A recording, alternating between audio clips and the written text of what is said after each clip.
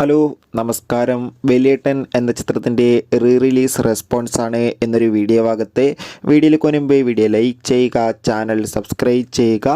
November മാസം ഇനി അങ്ങോട്ട് OTT റിലീസ് ചെയ്ത ചിത്രങ്ങളുടെ വീഡിയോ നമ്മുടെ ചാനൽ ഭാഗം പരിശോധിച്ചാൽ നിങ്ങൾക്ക് കാണാൻ വേണ്ടി സാധിക്കുന്നതായിരിക്കും.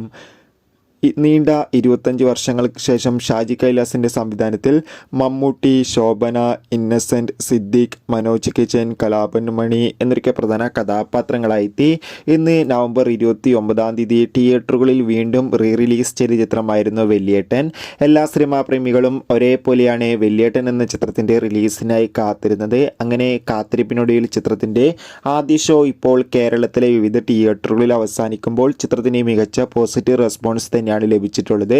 ചിത്രം കാണുന്ന സിനിമാ പ്രേമികൾ എല്ലാവരും പറയുന്നത് ചിത്രം ഒരു മികച്ചൊരു തിയേറ്റർ എക്സ്പീരിയൻസ് ആണെന്നും ചിത്രത്തിൽ മമ്മൂട്ടിയുടെ പഞ്ച് ഡയലോഗും ആക്ഷൻ രംഗങ്ങളൊക്കെയും അത്രയ്ക്ക് മികച്ചൊരു തിയേറ്റർ എക്സ്പീരിയൻസ് നൽകുന്നുണ്ടെന്ന്.